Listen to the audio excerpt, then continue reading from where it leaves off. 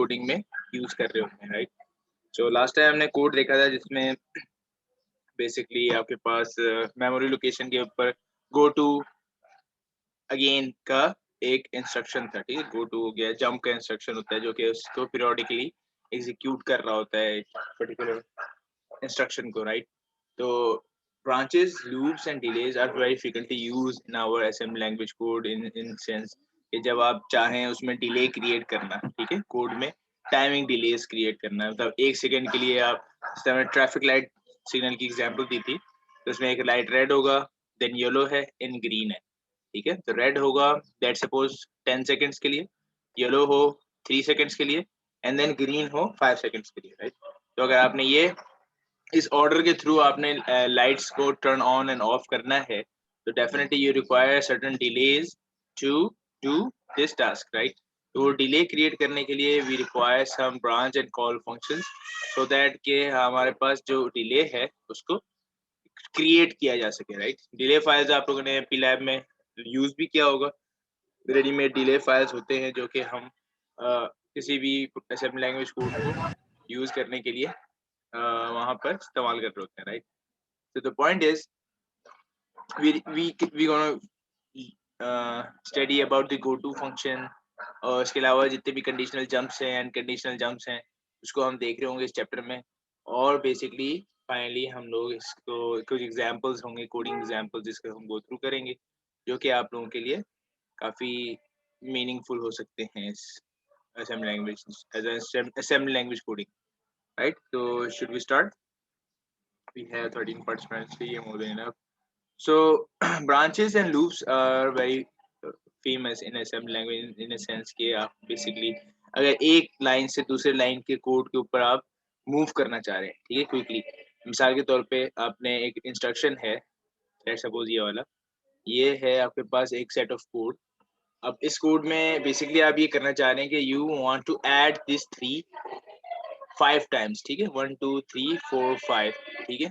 तो अब 5 time add करने के लिए you can simply write add LW3, ठीक है। तो इसका मतलब ये हुआ कि वर्क रजिस्टर में जो पास्ट वैल्यू है उसके साथ 3 क्या हो जाएगी, ऐड हो जाएगा, सही है। तो इनिशियली मैंने वर्क रजिस्टर में 0 लोड किया है and I need to add this 3 5 times so that आपके पास ये एंड में जो वर्क रजिस्टर के वैल्यू क्रिएट होगा that will be the result of ये the summation of these 5 threes, ठीक है। तो 0 plus 3 in work register give you 3 and then add LW3 means कि जो last value थी work register में which was 3 plus 3 gives you 6, then add LW3 means जो last value थी which was 6 plus 3 is 9, then add LW3 मतलब 9 plus 3 12 and 12 के बाद जो add LW3 है which is 15, ठीक है। तो मतलब 0 F हेक्स इन हेक्साडेसिमल वर्क रजिस्टर के अंदर स्टोर हो जाएगा, ठीक है, जिसको डेसिमल में हम 15 भी कॉल कर सकते हैं। तो this is simple line of code जो कि आप लोगों को समझ में आ रहा है एंड आप लोग ये सब के फंक्शन को यूज करते रहे हो previously, but this it can be further enhanced, इसको हम इम्प्रूव भी कर सकते हैं, इसके number of lines of code को हम कम कर सकते हैं। फॉर इंस्टेंस अगर मैं कहूँगा 3 को ऐड करें 100 टाइम्स, ठीक है, 100 टाइम्स ऐड करना अगेन आपको लिए थोड़ा डिफिकल्ट होगा बिकॉज कि ये जो पीस ऑफ कोड है इसको मल्टीपल टाइम्स आपको यूज करना पड़ेगा, ठीक है। मतलब ये है कि 100 लाइन ऑफ कोड आपको लिखना पड़ेगा to do this simple task, ठीक है। This is not a good idea, rather we gonna use some instruction set, some new instruction sets जिसके बेसिस पे हम इस फंक्शन को अचीव कर सकते हैं, ठीक है, काउंटिंग की फंक्शन को अचीव कर सकते हैं। क्योंकि मैंने इसमें काउंटिंग बता दी है आपको, 3 को ना आपने 100 दफा मल्टीप्लाई करना है या 100 दफा ऐड करना है, ठीक है। तो 100 जो 100 है is the count which multiply with the 3, 100 multiply by 3 give you the 300 result automatically, ठीक है। तो वो आप फंक्शन जो टास्क है वो एक लूप के थ्रू भी अचीव कर सकते हैं, ठीक है। तो वो लूप के थ्रू अचीव करने के लिए we initially must know about some conditional jumps, ठीक है। कंडीशनल जंप्स क्या होते हैं कि आपके पास अगर कंडीशन सेटिस्फाइड होता है, मिसाल के तौर पे ये वाला डिक्रीमेंट फाइल रजिस्टर स्किप 0, ठीक है। अगर मतलब ये हुआ कि अगर आपके पास इस जो फाइल रजिस्टर की वैल्यू है, फाइल रजिस्टर के अंदर जो काउंट की वैल्यू है, उसको डिक्रीज करता जाए, ठीक है, डिक्रीज करता जाए अंटिल इट्स रीच टू 0। जैसे ही वो 0 हो जाए तो उसके जो नेक्स्ट लाइन का इंस्ट्रक्शन है उसको वो स्किप कर दे, ठीक है, सिंपल सा इंस्ट्रक्शन है, डिक्रीज करता रहे, ठीक है। फाइल रजिस्टर में जो भी वैल्यू है, मिसाल के तौर पर डिक्रीज FSG फाइल रजिस्टर और D, तो जो ये इसके अंदर होता यह है कि फाइल रजिस्टर के अंदर जो भी वैल्यू पड़ी है, ये वाला फाइल रजिस्टर है, ठीक है, इसके अंदर जो भी वैल्यू पड़ी हुई होगी उसको 1 टाइम डिक्रीज करेगा, डेसिमल 1 टाइम्स डिक्रीज करेगा। और अगर वो नंबर 0 हो जाता है तो जो इसके बाद वाला इंस्ट्रक्शन है, इस डिक्रीज के बाद वाला इंस्ट्रक्शन, उसको वो स्किप कर जाएगा, ठीक है, अगर वो नंबर 0 होता है, कंडीशन है। लेकिन अगर वो नंबर 0 नहीं है तो उसके जो नेक्स्ट लाइन ऑफ इंस्ट्रक्शन है, नेक्स्ट लाइन, उसको वो एग्जीक्यूट कर देगा, ठीक है, उसको वो एग्जीक्यूट करेगा, स्किप नहीं करेगा, ठीक है। तो सिंपल इस कमांड का पर्पस ये हुआ कि फाइल रजिस्टर में एक नंबर डिक्रीज किया, चेक किया वो 0 है कि नहीं, 0 है तो वो नेक्स्ट लाइन को स्किप करके उसके बाद वाली लाइन पे चला जाएगा इंस्ट्रक्शन, अगर वो 0 नहीं है तो वो नेक्स्ट लाइन के इंस्ट्रक्शन को ही एग्जीक्यूट कर देगा, ठीक है। अब मिसाल के तौर पे इसका एल्गोरिथम डेवलप करें हम, सबसे पहले है ना इंटरेस्टेड होते हैं एल्गोरिथम डेवलपमेंट में, सही है। एल्गोरिथम डेवलपमेंट इस तरह से है कि मिसाल के तौर पे ऐड LW किया 3, ठीक है, हम चाहते हैं कि 3 को मल्टीपल टाइम्स ऐड करें, ठीक है, मल्टीपल टाइम्स ऐड करें, मतलब लेट्स सपोज 10 टाइम्स मैंने 3 को ऐड करना है, so that I get 30 at the output result, ठीक है। तो 10 टाइम मैंने 3 को ऐड करना है तो वो ऐड LW करेगा एंड देन काउंट में क्या करे, एक डिक्रीज करे, तो 10 के बाद हो जाए 9, ठीक है। फिर क्या हो, अगर वो 9 0 है, 9 इज नॉट इक्वल टू 0 है बेसिकली, राइट, तो क्या करे, रिपीट करे वो एल्गोरिथम, मिसाल मतलब कि दोबारा से ऐड करे 3, ठीक है, 3 ऐड किया मतलब 3 + 3 = 6, ऐड करने के बाद दोबारा से काउंट में क्या करे, डिक्रीज करे, 9 था काउंट, फिर 8 हो गया, सही है। तो दो वेरिएबल्स हो गए, एक तो ये वर्क रजिस्टर के अंदर एडिंग हो रहा है, दूसरा ये काउंट के अंदर उसकी कैलकुलेशन हो रही है, ठीक है, 10 से 9, 9 से 8, 8 से 7, 7 से 6, तो उसकी कैलकुलेशन हो रही है कितना टाइम्स आपने डिक्रीमेंट करना है, ठीक है।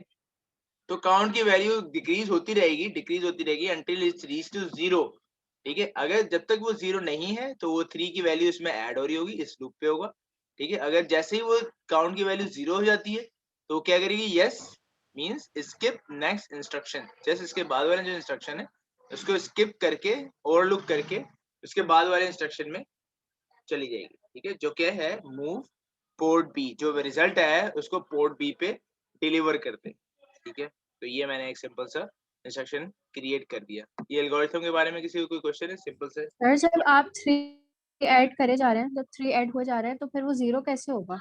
हाँ, 3 जो ऐड हो रहा है वो वर्किंग रजिस्टर पे हो रहा है, ठीक है, वर्किंग रजिस्टर पे 3 ऐड हो रहा है, ठीक है, लेकिन जो 0 काउंटिंग जो चल रही है वो डिक्रीमेंट इन फाइल रजिस्टर है, ठीक है, सेपरेट एक मेमोरी स्पेस है 8 बिट का सेपरेट, उसके अंदर डिक्रीमेंट हो रही है, ठीक है, वर्किंग रजिस्टर में नहीं हो रही। वर्किंग रजिस्टर में समझ रहे हो? तो दो सेपरेट रजिस्टर्स हो गए, एक तो वर्क रजिस्टर है जिसमें एडिंग चल रही है, ठीक है, वो एडिंग चल रही है वर्क रजिस्टर के अंदर, और दूसरा है फाइल रजिस्टर मेमोरी की कोई और लोकेशन है जहां पर आपके पास डिक्रीमेंट हो रही है 10 9 8 7 6 5 4 3 2 1, ठीक है। तो दो सेपरेट लोकेशन पे हो रही है, तो एक जगह पे इंक्रीमेंट, एक जगह पे एडिशन हो रहा है, दूसरी तरफ पे डिक्रीमेंट हो रहा है, ठीक है। आंसर मिला? ओके सर जी। हाँ, और किसी का कोई क्वेश्चन है? तो ये दो इंस्ट्रक्शंस हैं, हम इसको यूज करने लगे हैं in our assembly language code, ठीक है, एक डिक्रीमेंट का, एक ऐड LW का, सही है। तो ये दो इंस्ट्रक्शन को अगर हम यूज करेंगे in assembly language, in sense के ये एग्जांपल भी गिवन है 3.1, write a program to clear work register, पहले तो क्लियर करना है work register, and add 3 to work register 10 times, ठीक है। अब इसने कंडीशन बता दी है, ये 3 को ऐड करना है वर्किंग रजिस्टर में 10 दफा, मतलब एंड रिजल्ट 30 होगा, सही है, लेकिन एक एल्गोरिथम बनाना है कि 10 टाइम्स उसको वर्क रजिस्टर में एडिशन हो and place the result in SFR of port B, ठीक है। तो पोर्ट बी के स्पेशल फंक्शन रजिस्टर के अंदर आपने इस वैल्यू को लोड कर देना है, ठीक है। Use the decrement FSG instruction to perform looping, सही है। अब इसने लूपिंग के एग्जाम्पल दे दिए कि अब ये वाला स्पेसिफिक इंस्ट्रक्शन यूज करें ताकि एक लूप क्रिएट हो सके, सही है। तो सिंपली आपने क्या करना है, सबसे पहले एक वेरिएबल काउंट डिक्लेयर कर दिया आपने।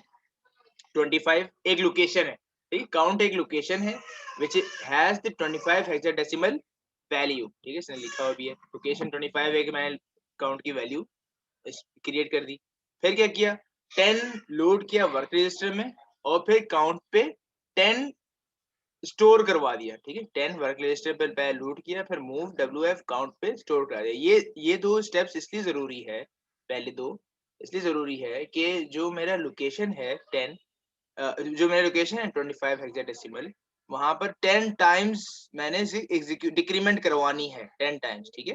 तो 10 टाइम्स पहले मैंने लोड कर दिया काउंट के अंदर कि उस लोकेशन पे मेमोरी की जो है 25 हेक्साडेसिमल पे वैल्यू जो है 10 स्टोर हो जाए, डेसिमल वैल्यू 10 स्टोर हो जाए, ताकि डिक्रीमेंट जब मैं करूं, डिक्रीमेंट काउंट, ये डिक्रीमेंट लिखा हुआ है, डिक्रीमेंट FSC, उसकी काउंट की वैल्यू, तो उस काउंट लोकेशन में जो वैल्यू पड़ी हुई होगी, ठीक है, उस काउंट लोकेशन में जो 25 हेक्साडेसिमल लोकेशन पे जो वैल्यू पड़ी हुई हो उसमें एक वैल्यू की डिक्रीमेंट हो जाए, डेसिमल वैल्यू की, ठीक है। तो 10 से 9 हो जाएगी, 9 से 8 हो जाएगी, 8 से 7 होगी एंड सो फोर्थ।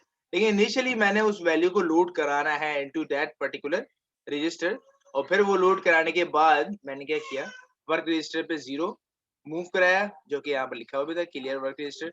0 मूव कराने के बाद फिर आपने ऐड किया है 3 ऐड किया because you wanted to add 3, और 3 ऐड करने के बाद डिक्रीज कराया मैंने काउंट पे वंस, ठीक है, डिक्रीज काउंट पे मैंने कराने का मकसद ये हुआ कि जो 25 लोकेशन पे वैल्यू इनिशियली पड़ी हुई है विच वाज 10, ठीक है, उसमें से एक डिक्रीमेंट होगा, गिव्स यू 9, ठीक है, तो 9 डिक्रीज होगा लेकिन 0 नहीं है, this is non zero number.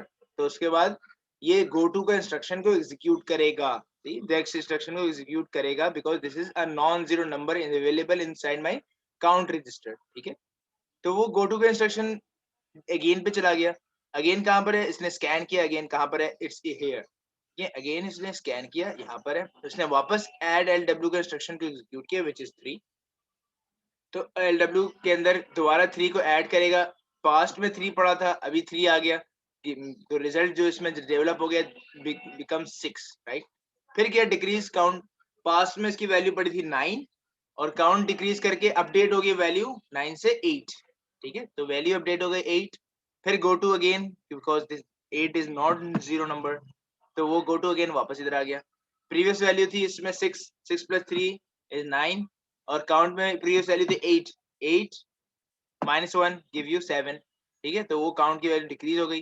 Go to again and to do the same process again and again until the last instruction which is add LW3, जो लास्ट वैल्यू होगी 3 की which is 27, 27 + 3 gives you 30, 30, और फिर decrease किया count की value, means आपके पास जो 1 था लास्ट वैल्यू वो 0 हो गई, ठीक है, 0 हो गई। नाउ दिस इज ट्रू, ठीक है, स्किप इफ काउंट इज 0, तो फिर क्या होगा, ये जो इंस्ट्रक्शन है गो टू को एग्जीक्यूट करने के बजाय वो मूव WF के इंस्ट्रक्शन को एग्जीक्यूट कर देगा, ठीक है, तो स्किप कर देगा गो टू के इंस्ट्रक्शन को। तो मूव LW का मतलब, मूव WF का मतलब ये है कि वर्क रजिस्टर की जो लास्ट वैल्यू है which is 30 supposed to be moved at my port B register, सही है।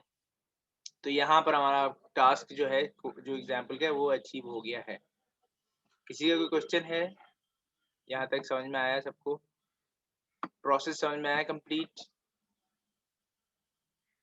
सिंपल सा सर काम ये है। लास्ट स्टेप में क्या हो रहा है, मूव WF पोर्ट बी में जो वैल्यू है वो पोर्ट बी में जा रही है। यस यस, यहाँ पर लिखा होता है ना, place the result in SFR of port B, ठीक है, special function register port B की लोकेशन पे, आपने पढ़ा था ना रैम में SFR होता है पोर्ट बी का, वहां पर स्टोर करा देना है, ठीक है।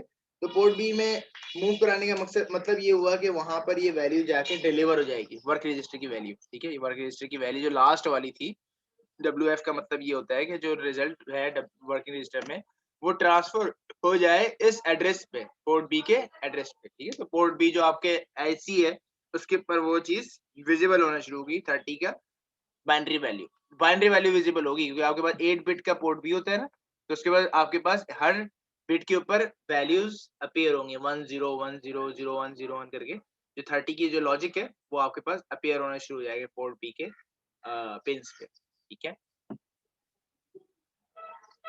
सही है, आंसर मिल गया आपको? कोई और क्वेश्चन है? जी सर, थैंक यू। सही है, समझ में आ गया, सिंपल सा टास्क। अभी हम और बहुत सारे एग्जांपल करेंगे तो ये चीज और क्लियर हो जाएगी आपको। ये पूरा इसने स्टेप्स बताए हुए ही हैं, wordings, you can go through with this. अच्छा, एक और इंस्ट्रक्शन होता है ब्रांच इफ नॉट जीरो, ठीक है। इसी कोड को हम दो लाइंस में भी कर सकते हैं, ठीक है। एक और हमारे पास इंस्ट्रक्शन है ब्रांच इफ नॉट जीरो, ठीक है। डिक्रीज फाइल, ठीक है, डिक्रीमेंट फाइल यूज किया, और ब्रांच इफ नॉट जीरो, दो सेपरेट फंक्शंस को यूज कर लिए, ठीक है। यहाँ पर ये कंबाइंड था इस वाले कोड में, जिसमें हमने ये decrement F S G use किया था, ये सिंगल लाइन था। इसको मैं डिकम्पोज कर सकता हूँ, decrease F D C F, और फिर नेक्स्ट एक और इंस्ट्रक्शन जिसमें B N G, branch if not zero, ठीक है, ताकि हमारे पास लूप के बजाय ब्रांच का इंस्ट्रक्शन इस्तेमाल होना शुरू हो जाए, ठीक है। कैसे? Branch if not zero back, ठीक है। तो बैक कहाँ पर है? बैक इस तरह स्कैन किया, ठीक है, कहीं यहाँ पड़ा हुआ होगा, ठीक है। तो उसने उस लाइन को एग्जीक्यूट करना है, फिर डिक्रीज कर देगा फाइल रजिस्टर में जो वैल्यू पड़ी हुई है, ठीक है, अनटिल वो जीरो नहीं होता। जीरो नहीं है, उसने देखा बैक में जीरो नहीं है, तो इसका मतलब ये है कि दोबारा से वो ब्रांच हो जाए, ठीक है। अगर ब्रांच इफ नॉट जीरो, जैसा name suggest, B N G branch, या ये branch if Z is equal to zero, ठीक है। तो बेसिकली यही चीज आपको यहाँ पर कोड में भी यूज कर रहे होते हैं। यहाँ इस तरह एग्जांपल दिया हुआ है, सिंपल वही चीज को दोबारा एक डिफरेंट पर्सपेक्टिव से दिखाया जा रहा है कि ऐड किया 3, ठीक है। यहाँ पर आपने इनिशियली लोड कर दिया 10 काउंट में, काउंट की लोकेशन 25 है। 3 ऐड करने के बाद डिक्रीज किया काउंट में, विच इज 9, ठीक है। इनिशियली 10 था, 10 के बाद एक डिक्रीमेंट होगा तो 9 आ जाएगा आपके पास। फिर B N G again, branch is not zero, अगर आपके पास ये जीरो नंबर नहीं है, ठीक है, तो रिपीट हो, मतलब अगेन की तरफ ब्रांच हो जाए। ब्रांच का मतलब जंप हो जाए।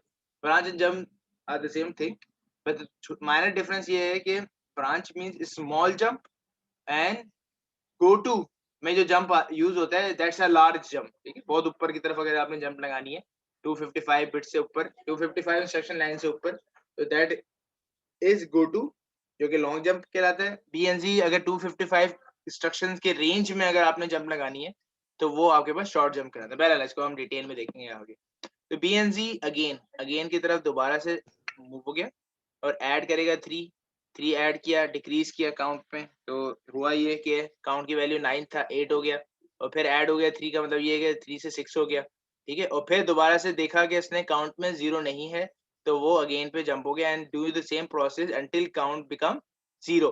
जैसे ये जीरो हो जाएगा काउंट की वैल्यू, तो ये वाला जो ब्रांच इफ नॉट जीरो का इंस्ट्रक्शन फेल हो जाएगा, तो इसको क्रॉस करके वो नेक्स्ट इंस्ट्रक्शन लाइन पे मूव हो जाएगा, B move W F port B, ठीक है। तो उसको जो वैल्यू है वर्क रजिस्टर की पोर्ट बी में मूव करा देगा, ठीक है। जस्ट इसको एक सिंगल लाइन को दो लाइंस पे डीकम्पोज कर दिया, ठीक है। तो इससे हम बीएनजी के एप्लीकेशन, बीएनजी का यूज हमें समझ में आ गया कि किस तरह से करना है, ठीक है।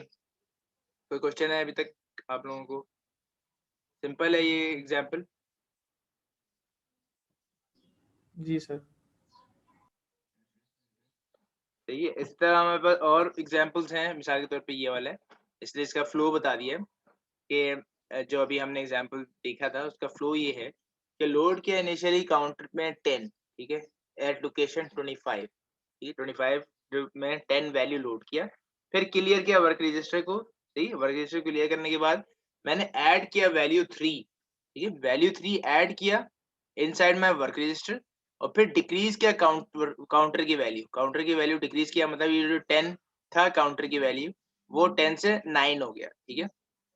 एक डिक्रीमेंट किया, डिक्रीमेंट करने के बाद इसने क्या किया, branch if not zero, BNG again ने स्कैन किया कि काउंटर की वैल्यू एक जीरो नंबर नहीं है, ठीक है, 9 है, ठीक है। तो वो अब वापस से इधर चला जाएगा लूप में और ऐड करेगा वैल्यू को, यानी कि दोबारा से 3 जो है वर्क रजिस्टर में वो ऐड हो जाएगा इसके प्रीवियस वैल्यू के साथ। वो ऐड होने के बाद दोबारा से काउंटर की वैल्यू डिक्रीमेंट करेगा, मींस के 9 से 8 हो जाएगा। 8 होने के बाद दोबारा से स्कैन करेगा क्योंकि जीरो नंबर नहीं है, 8 के बाद 7 and so forth reach to zero. जैसे ये जीरो हो जाएगा तो ये कंडीशन ट्रू हो जाएगा बीएनजी की, जिसकी वजह से वो दोबारा जंप नहीं करेगा बल्कि स्ट्रेट फॉरवर्ड एग्जीक्यूशन होगी उसकी, प्लेस रिजेक्ट इनटू पिंस, ठीक है। तो माइक्रो कंट्रोलर के पिन के ऊपर आपके रिजल्ट जो है पोर्ट पी के ऊपर मूव हो जाएंगे। ठीक है, तो सिंपल फ्लो है एग्जाम्पल 3.2 का, यहाँ पर आपको थोड़ा क्लियरली समझाने के लिए बताया गया है। ठीक है, ये एक और एग्जाम्पल है, एक और मतलब कमेंट किया हुआ है कि मैक्सिमम काउंट की वैल्यू कहाँ तक जा सकती है, काउंटिंग की वैल्यू। ठीक है, मैक्सिमम काउंटिंग की वैल्यू 8, चूंकि काउंट एक रजिस्टर के अंदर हो रहा है और रजिस्टर की मैक्सिमम लेंथ इज 8 बिट है। ठीक है, तो इसमें जो मैक्सिमम वैल्यू होल्ड हो सकती है विच इज एफ हेक्साडेसिमल। ठीक है, जो कि 255 डेसिमल वैल्यू की वैल्यू है जो कि स्टोर हो सकती है आपके वर्क रजिस्टर पे, आपके अकाउंट के एक रजिस्टर पे। ठीक है, जस्ट ए कमेंट है, मतलब जनरल नॉलेज वाली बात है ये।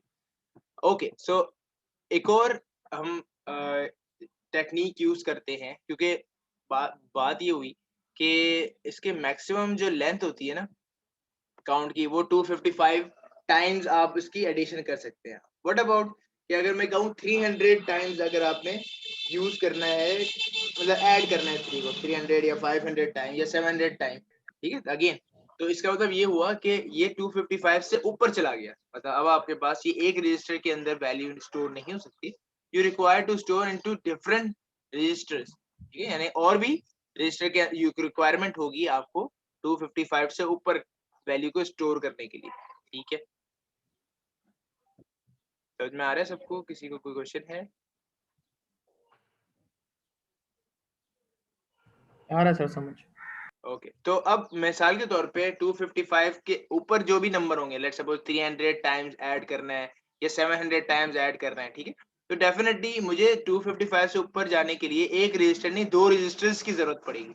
और फिर 2 रजिस्टर को यूज करने के लिए हम लोग एक टेक्निक यूज करते हैं which is called nested loop technique. ठीक है, वो नेस्टेड लूप जो है बेसिकली हम लूप के अंदर लूप लगाकर हम कोड को सिंप्लीफाई और रजिस्टर को प्रॉपर्ली यूटिलाइज कर सकते हैं। ठीक है, नेस्टेड लूप मतलब एक लूप ये था छोटा वाला लूप, सही है, उसके ऊपर एक बड़ा वाला लूप है जिसके अंदर अगर छोटा वाला लूप की नंबर ऑफ एग्जीक्यूशन हो रही होगी तो वो बड़ा वाला लूप के अंदर जाके मल्टीप्लाई हो जाएगा उतने टाइम्स ज्यादा एम्पलीफाई हो जाएगा, ग्रेटर हो जाएगा। ठीक है, अब मिसाल के तौर पे एक एग्जांपल देखते हैं, इससे आपको ज्यादा और ज्यादा क्लियर हो जाएगा। एक assembly language, write a program to load the port B special function register with the value of 55 hexadecimal। ठीक है, अब ये कह रहा है कि एक प्रोग्राम लिखें कि पोर्ट B के ऊपर 55 वैल्यू अपीयर हो जाए। ठीक है, एंड फिर क्या करें, कंप्लीमेंट पोर्ट B 700 टाइम्स। ठीक है, तो इसमें दो सिंपल से काम करना है, क्या कि पोर्ट B पर आपने 55 वैल्यू लोड करा देनी है।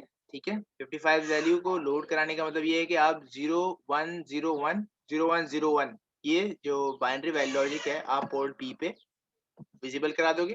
ठीक है, फिर क्या करना है कि इसकी कंप्लीमेंट कराना है, मतलब इन्वर्स कर देना है। सही, इन्वर्स का मतलब 1010 ठीक है, ये वाला लॉजिक अपेयर करना है 700 टाइम्स, यानी कि जो हाई है बिट्स वो लो हो जाए, जो लो है बिट्स हाई हो जाए। ठीक है, इंटरचेंज होता रहे 700 टाइम्स, मतलब इसकी काउंटिंग बड़ी स्पेसिफिक बताइए कि 700 टाइम्स आपके जो लॉजिक है वो एक्सचेंज होते रहे, हाई लो लो हाई, हाई लो लो हाई।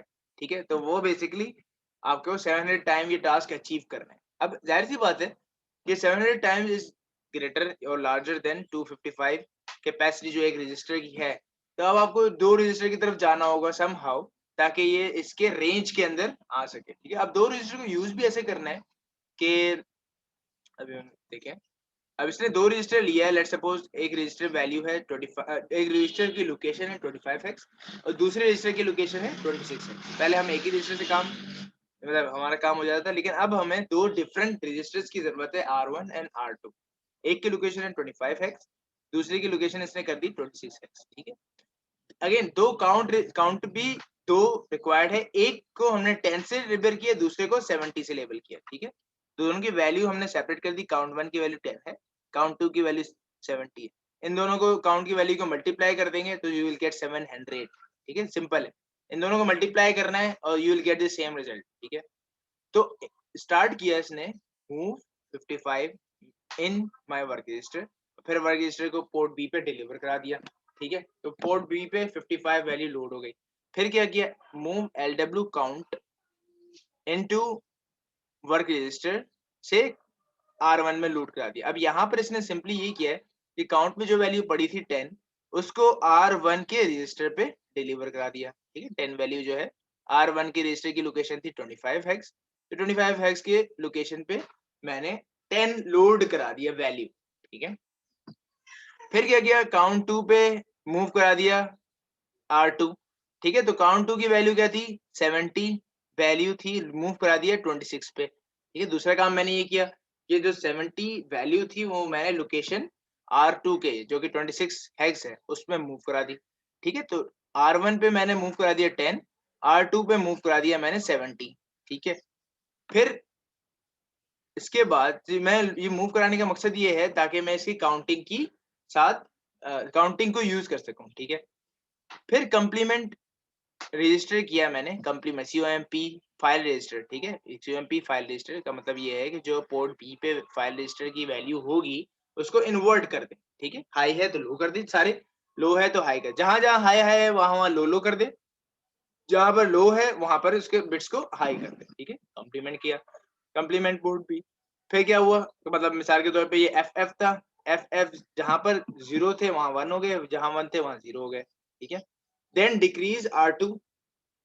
डिक्रीज R2 का मतलब ये है कि R2 में इनिशियली क्या लोड हुआ था 70। ठीक है, 70 था तो 70 से एक डिक्रीमेंट हुआ 69। ठीक है, डिक्रीमेंट होने के बाद ब्रांच इफ नॉट 0, लूप 2 पे जंप कर दे। ठीक है, वापस से इधर आ जाए and it do the same process till it's reach to 70 times. ठीक है, तो ये डिक्रीमेंट होता रहे और ये कॉम्प्लीमेंट का फंक्शन परफॉर्म करते रहे 70 टाइम्स। ठीक है, एक दफा 70 टाइम्स हो गया, 70 टाइम करने के बाद फिर क्या कर रहा है, डिक्रीज। अच्छा, फिर 70 टाइम मतलब ये है कि ये इंस्ट्रक्शन 0 हो जाएगा लूप 2 का, तो वापस डिक्रीज करे R1 पे। R1 पे एक डिक्रीमेंट हुआ, R1 पे इनिशियली क्या था 10।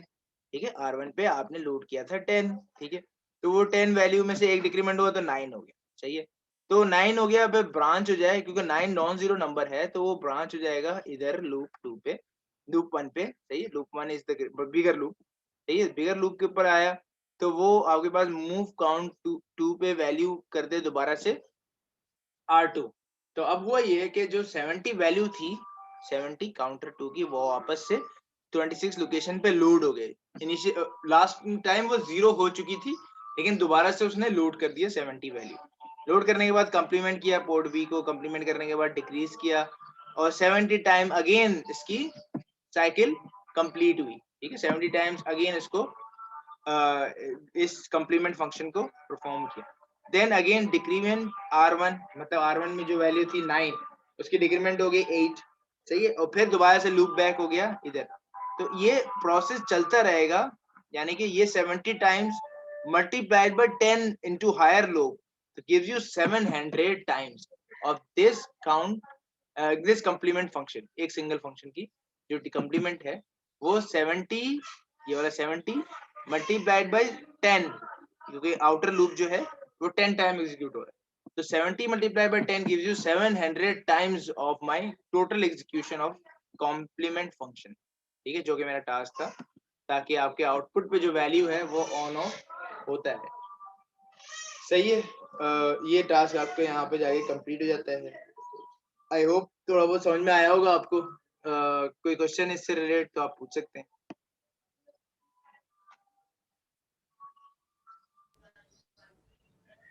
सर लाइन 5 से दोबारा एक्सप्लेन कर दो। लाइन 5 मतलब यहाँ से? जी सर। ओके, सो इनिशियली ये सब वैल्यू को इक्वेट करने के बाद 55 जो है मैंने मूव कराया वर्क रजिस्टर पे और फिर उसको पोर्ट B पे डिलीवर कर दिया। ठीक है, ताकि आपका जो वैल्यू है 55 वो पोर्ट B पे विजिबल हो जाए।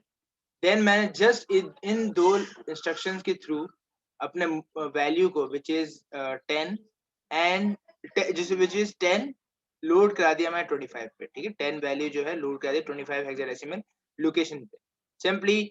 फिर मैंने 70 वैल्यू जो है मूव करा दिया मैंने 26 हेक्साडेसिमल लोकेशन पे इन दो इंस्ट्रक्शन के। ठीक है, ये दो इंस्ट्रक्शन का पेयर है, ये दो इंस्ट्रक्शन का पेयर है। फिर क्या, ये एक सिंगल इंस्ट्रक्शन है कॉम्प्लीमेंट का, यानी कि पोर्ट B में जो वैल्यू हो उसको इन्वर्ट कर दे और फिर क्या करे डिक्रीज कर दे R2 को। R2 को डिक्रीज किया विच वॉज R2 पे क्या था, 70 वैल्यू पड़ी हुई थी, ठीक है, R2 पे आपने 70 लोड कराया था, तो 70 वैल्यू पड़ी थी, वो 69 हो गई, 69 हो गई विच इज नॉट जीरो था, तो वापस ये लूप कर गया लूप 2 पे। तो इस लूप को वो एग्जीक्यूट करता रहेगा, डिक्रीज करता रहेगा until my count to value become 0, ठीक है। जब ये 0 हो जाएगा इनर लूप, तो फिर एक डिक्रीमेंट होगा R1 पे।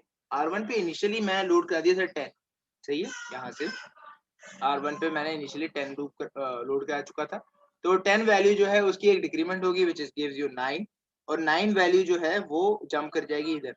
तो उसके बाद 9 वैल्यू जो थी वो इस लूप के ऊपर दोबारा से काउंट की वैल्यू लोड होगी which gives you 70 at my address 26, ठीक है, और फिर कंप्लीमेंट करेगा port B and they do the same process again, तो 70 टाइम्स इसकी डिक्रीमेंट होगी और कंप्लीमेंट परफॉर्म होगा, और ब्रांच हो जाएगा लूप 2, ब्रांच हो जाएगा लूप 1 अगेन, ठीक है, ताकि एक डिक्रीमेंट और हो जाए R1 में, ठीक है, 9 था 8 हो जाएगा, एंड 7 6 5 4, मतलब ये 70 जो है 10 टाइम्स आपके पास एग्जीक्यूट होगा। ये 70 वाला लूप जो है इनर लूप, वो 10 टाइम्स आउटर लूप के साथ एग्जीक्यूट हो रहा होगा, तो मतलब this is called nested loop. एक लूप, स्मॉलर लूप जो है इनर लूप आउटर लूप के अंदर इन्वॉल्व है, that's why this is called a nested loop. और वो नेस्टेड लूप की वजह से आपके पास ये जो इनर लूप है 70, वो 10 टाइम्स मल्टीप्लाई हो गया, तो गिव्स यू 700, जो कि आपकी रिक्वायरमेंट थी, ठीक है, 700 आपकी रिक्वायरमेंट, ठीक है। तो इस तरह से 700 अभी तक मुझे समझ नहीं आ रहा कि 700 टाइम्स बार कैसे रिपीट हो रहा है।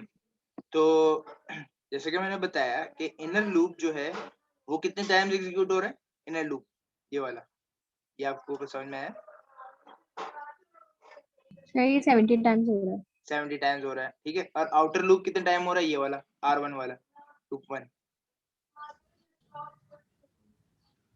10 टाइम्स हो रहा है। 10 जी टाइम्स हो सर। रहा है, एग्जैक्टली। तो जो 70 टाइम्स इनर लूप है ना, वो 10 टाइम्स आपके आउटर लूप के साथ मल्टीप्लाई हो जाएगा, क्योंकि लूप एक स्मॉलर लूप है, वो आउटर लूप जो 10 है 10 टाइम्स 70 जो है वो मल्टीप्लाई हो जाएगा, तो क्या रिजल्ट आएगा 700, ठीक है।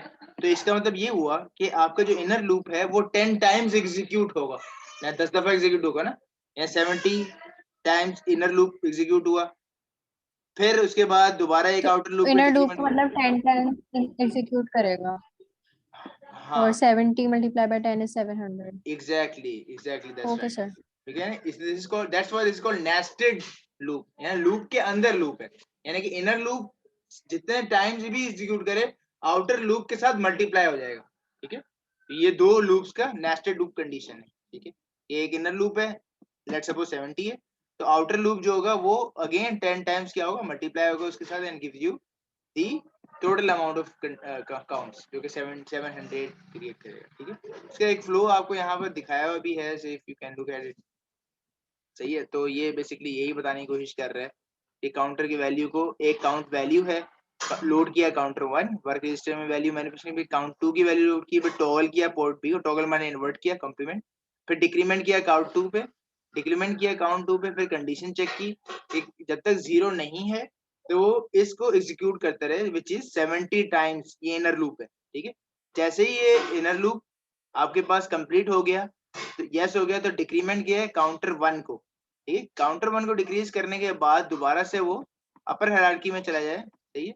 तो वो अपर हायरार्की में जाने के बाद आपके पास ये आपके पास यहाँ पर पहुंच जाएगा, लोड करेगा दोबारा से वैल्यू काउंटर 2 पे, और फिर दोबारा टॉगल करेगा एंड इस लूप में स्टक हो जाएगा 70 टाइम्स, ये स्टक हो जाएगा, और फिर जैसे इस लूप से निकलेगा वो बिगर लूप में स्टक हो जाएगा, ठीक है। तो ये बेसिकली नेस्टेड लूप कंडीशन है कि स्मॉलर लूप और लार्जर लूप एक दूसरे के अंदर मर्ज हुए हुए, ठीक है। तो ये जितना भी टाइम्स आपके पास इनर लूप है आउटर लूप के साथ मल्टीप्लाई होकर आपको रिजल्ट जनरेट कर रहा होगा, ठीक है। सिंपल सा फ्लो है, कैन लुक एट इट।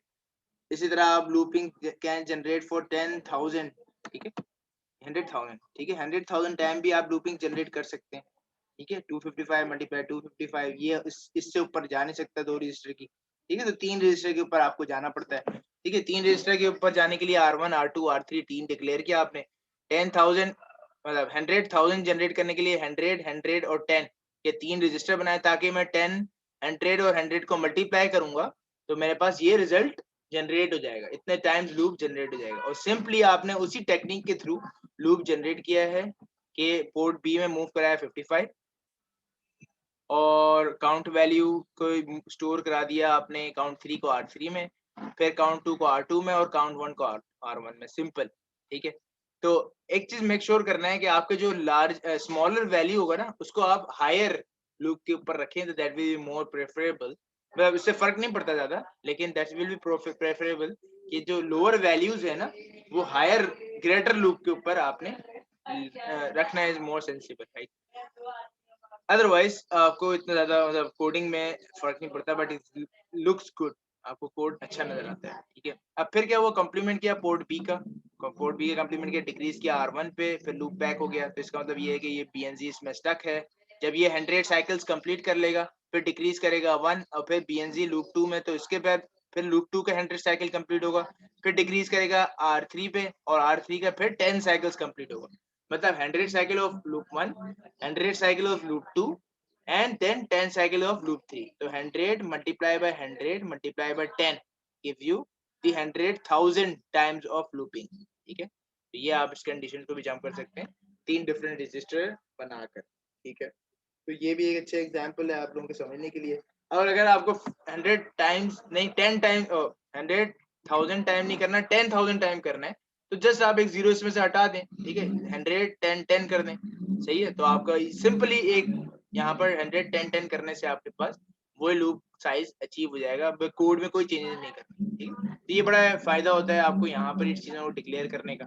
ठीक है, आप इसको यहाँ पर माइनर से चेंजेस करके पूरा पूरा कोड के साइकिल्स को चेंज कर सकते हैं, रादर देन के अंदर जाके आप कोड में फाइंड आउट करके बार बार चीजों को चेंज कर रहे हैं। ठीक है, तो वो थोड़ा सा डिफिकल्ट हो जाता है। सही है, इसी तरह 50,000 टाइम्स अगर बोला जाए तो 50 यहाँ लिखते हैं, 10 यहाँ लिखते हैं, 100 यहाँ लिखते हैं, सही है। तो आपके पास ये चीज अचीव हो जाएगा, सही है।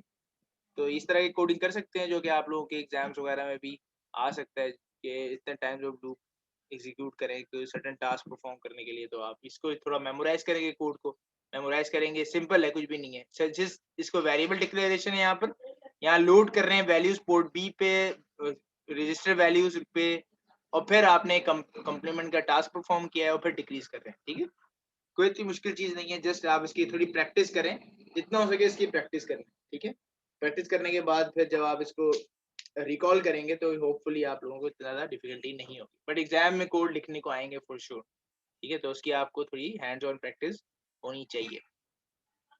सही है, किसी को question? No, sir. Okay, that's nice. Just mark your attendance on the Google Classroom. ठीक है, और then we can continue our lecture on Friday. ठीक है, next क्लास हमारा Friday को schedule है, so meet you then.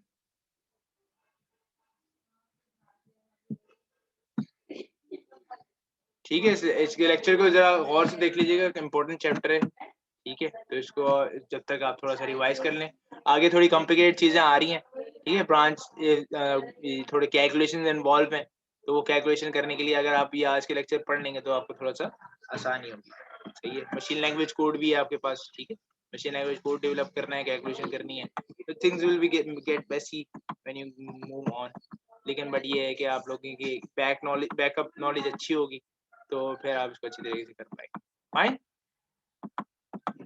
ठीक है जी, फिर मिलते हैं नेक्स्ट क्लास में। अल्लाह हाफिज़। अल्लाह हाफिज़।